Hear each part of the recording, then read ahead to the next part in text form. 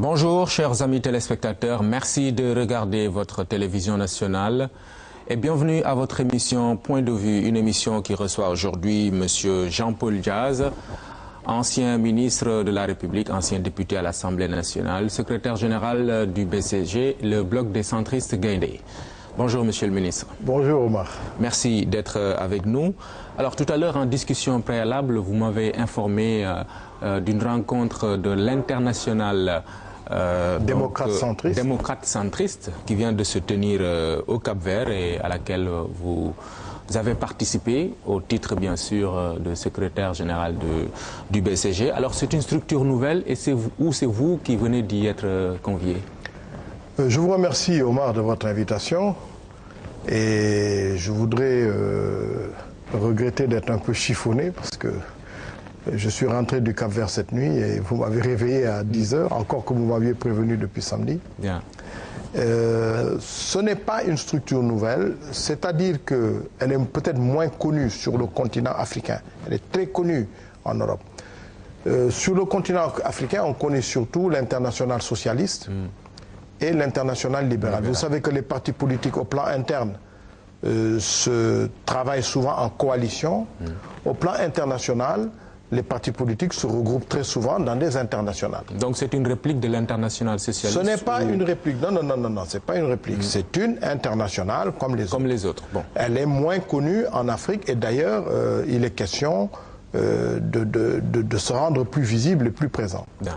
Alors, il y a donc une section, il y a l'IDC, l'International démocrate centriste, qui existe, dont le siège est à Bruxelles. Il y a des sections régionales, en Amérique latine notamment, en Asie, en Europe. L'Europe a la plus grande section internationale, régionale, et en Afrique. Et donc, nous sommes, BCG, nous sommes le premier parti ici au Sénégal à s'être déclaré ouvertement centriste. Donc, il était tout à fait normal que nous puissions en faire partie. Mais je dois dire qu'on n'y rentre pas facilement. Nous avons quand même un peu ramé. Et nous avons été demandeurs, le BCG a été demandeur. Nous avons présenté notre candidature. Et lors du comité exécutif qui s'est tenu à Praia, n'est-ce pas, puisque le comité, le groupe Afrique est dirigé et présidé par le maire de Praia, qui est le leader de l'opposition là-bas. Donc il y a eu cette réunion. À cette occasion, le BCG...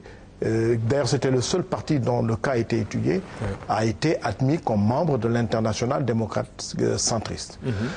Je dois dire qu'à cette réunion avait été invité l'Alliance pour la République, l'APR du Sénégal, qui a été brillamment représentée par les ministres Diène Farba Sarr et Benoît Sambou. L'APR qui n'est pas centriste quand même. Attendez, moi je vous dis ce qui se passe. Tout à l'heure on pourra compléter la question. Donc l'APR a été représentée, a été invitée. L'APR n'a pas été demandeur. L'APR a été invitée, l'APR est venue. Je voudrais d'ailleurs profiter de l'occasion pour remercier le ministre Mahmoud Saleh qui a quand même facilité les choses.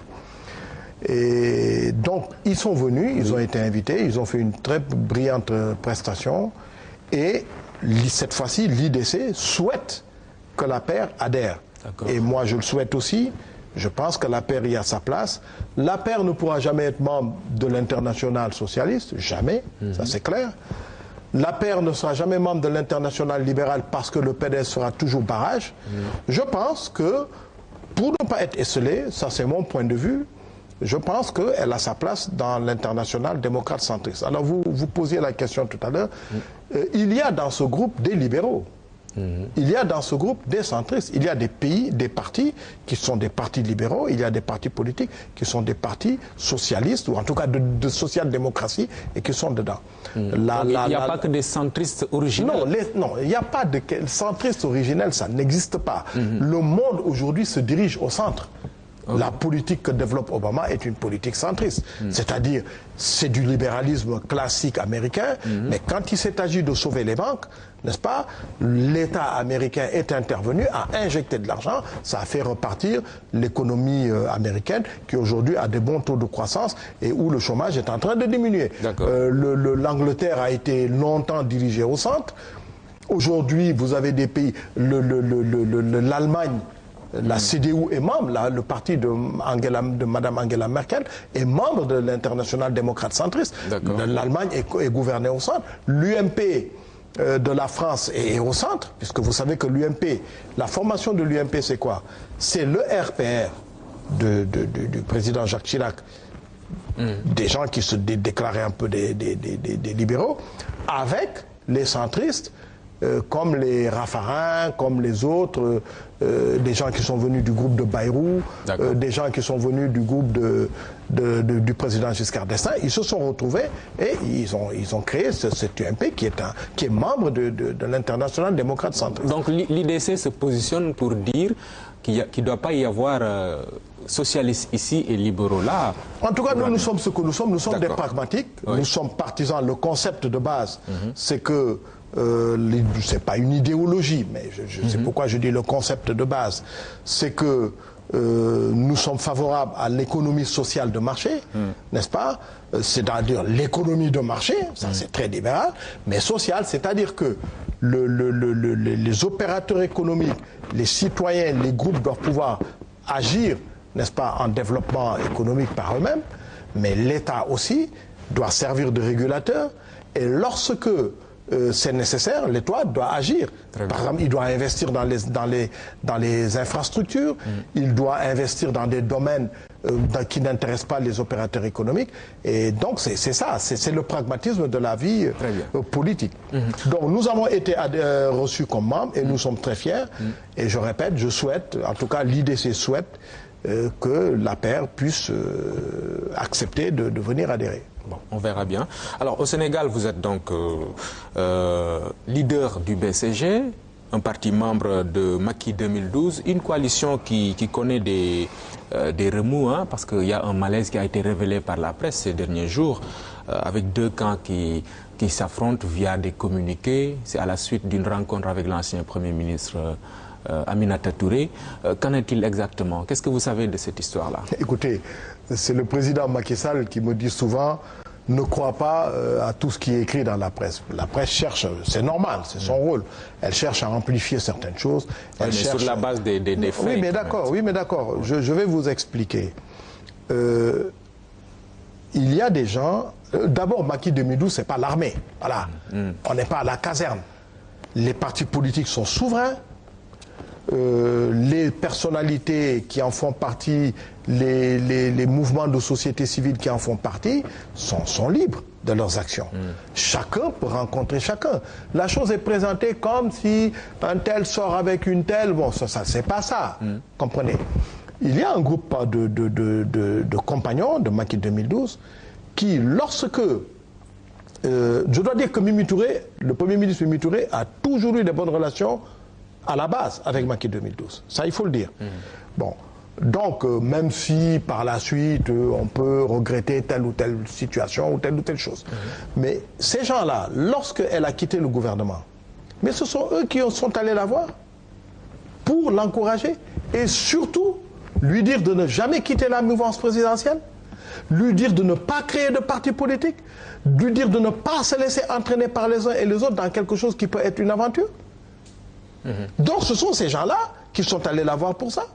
Et c'est tout à fait normal aujourd'hui que le président de la République, publiquement, lui demandant de revenir, enfin pas de revenir, mais de reprendre du service, c'est l'expression du président Macky Sall, c'est tout à fait normal que ces mêmes aillent la voir pour l'encourager, n'est-ce pas, et lui dire quelque part, vous voyez, nous avions eu raison de vous demander de ne pas aller à l'aventure. Ce n'est que ça.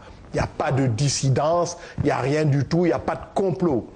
Tout le monde rencontre tout le monde, c'est tout. Et je dois dire aux compagnons qu'il vaut mieux qu'on arrête ces histoires de communiquer là, parce que ça peut être mal interprété, et je suis sûr que dans les jours à venir, d'ailleurs lundi, demain, il y a une réunion de Macky 2012, et je pense que cette affaire sera dépassée. C'est rien d'autre que ça. Ce sont des compagnons qui avait déjà été rendre visite au Premier ministre, à l'ancien Premier ministre, quand elle avait quitté le pouvoir, n'est-ce pas, et qui sont retournés lui dire, vous voyez, on avait eu raison de vous demander de rester dans la mouvance présidentielle. Parce que pendant qu'on y est, on n'a qu'à critiquer aussi Macky Sall, n'est-ce pas, qu'il a enlevé et qui maintenant lui demande de venir prendre du service. Alors personne ne le fait. D'accord. Alors, c'est vrai que vous avez eu à vous prononcer beaucoup d'ailleurs sur la marche, sur la vie de Macky 2012. Mais je repose quand même une question qui m'intéresse. Est-ce que cette histoire-là n'est pas le résultat d'une sorte d'usure d'une coalition qui a peut-être fait son temps et que vous ne voulez pas enterrer aujourd'hui? Écoutez, les gens sont venus librement à Macky 2012. Macky 2012 et la coalition mère, c'est quand même celle qui a porté... Il n'y a pas... Moi, je ne peux pas accepter une chose. Je ne peux pas accepter qu'il y ait des gens qui sont bons pour la conquête du pouvoir et qu'il y ait des autres qui sont bons pour le management du pouvoir. Je ne l'accepte pas parce que c'est faux. Ces gens-là, ils se sont battus pour mener Macky 2012 au pouvoir. Le président Macky Sall au pouvoir. C'est eux. Et je le maintiens. Quand vous n'avez pas de licence, vous ne pouvez pas faire de maîtrise. Comprenez? Ce sont eux qui ont permis à Macky d'avoir la licence avec mention. Très bien d'ailleurs. 26% premier tour. Quand les autres traînaient les savates avec des 10%, des 11%, des 13%. Eux, ils ont eu 26%. Alors moi, je veux qu'on m'explique comment, par quel miracle, ces gens qui représentent rien du tout, qui servent à rien du tout, n'est-ce pas, comment se fait-il qu'ils aient fait ce résultat? Parce que ce résultat n'a pas été fait ni par le président Macky Sall tout seul, ni par la paire toute seule. Mais qui n'a pas été suffisant quand même. Pardon? Qui n'a pas été suffisant quand même. Et qu'est-ce que vous croyez? Additionner les 11% et les 13% des autres, vous croyez que vous arrivez à 65%? Le deuxième tour, c'est le peuple sénégalais. C'est ça la vérité. C'est pas des partis politiques. C'est le peuple sénégalais. Additionnez tous les pourcentages des autres, vous n'arriverez pas à 65%. Alors, c'est ça la vérité. Il faut qu'on arrête de vouloir travestir l'histoire. Aujourd'hui, il appartient au président de la République de dire j'en veux plus. Mais chacun ira vaquer à ses occupations. Il ne le dit pas, je dirais pas qu'il n'en veut pas. Hein. Peut-être qu'il n'en veut pas, mais... Non, je ne dirais pas, mais attendez, actuellement... C'est possible qu'il n'en veuille plus. Mais à ce moment-là, qu'il le dise clairement. Ça ne sert à rien de penser que les gens... les gens ne sont pas mariés entre eux. On n'est pas mariés à l'intérieur de Macky 2012. Je veux dire, ce qui est constant aujourd'hui, c'est que l'appareil qui porte le président Macky Sall dans l'exercice du pouvoir, c'est la coalition Benno Bokk Yakaar. Mais c'est pas ce qui est constant. Ce qui est constant, c'est que ceux qui jouissent des bienfaits du pouvoir, c'est les gens de Benno Bokk Yakaar qui n'ont pas qualifié le président Macky Sall au premier tour, c'est tout. Ça c'est une constatation. C'est un constat. Et la coalition Macky 2012 a le droit de se battre pour rectifier ça. Mais le jour où le président n'en veut pas, je vous garantis que personne n'assistera. D'accord. Alors, aujourd'hui, il y a, pour être toujours dans l'actualité, une sorte de rapport de force entre le pouvoir et le PDS, et ses alliés de l'opposition. D'ailleurs, il y a cette marche du 21 novembre annoncée et auparavant le retour, le deuxième, si on peut l'appeler comme ça, du président Abdoulaye Wade.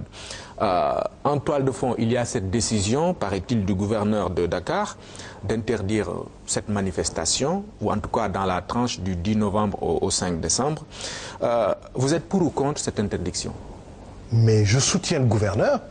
Il a raison. Et ces gens qui veulent faire du tintamarre, pourquoi ils n'ont pas fait leur manifestation il y a 15 jours, il y a 10 jours? C'est clair que c'est pour tenter de perturber une rencontre internationale où le Sénégal va être en pole position. C'est tout. Le gouverneur a raison. Le gouvernement a raison. Éventuellement, si c'était le gouvernement qui prenait la décision. N'est-ce pas? Je pense qu'il faut que Maître Wade, franchement, il déçoit, quoi. C'est le grand-père du pays. Il faut qu'il arrête de vouloir jouer, amuser la galerie. Ça suffit, n'est-ce pas? Donc qu'ils fassent leur manifestation après ou qu'ils la fassent avant. Mais pour vouloir la faire automatiquement, là, vers le 20 novembre, mais c'est perturber les manifestations. Mais est-ce que l'interdiction ne contribue pas à accentuer la tension? Du moment qu'ils disent qu'ils marcheront pour... ou contre, écoutez, je veux dire, avec ou sans autorisation. Je vous dis, ceux qui le disent, peut-être les jeunes PDS peut-être, mais les autres qui disent qui se sont embourgeoisés au pouvoir, je peux vous garantir que vous ne les verrez pas forcer le passage. Vous ne les verrez pas. Les jeunes, peut-être, c'est possible. C'est possible, ça.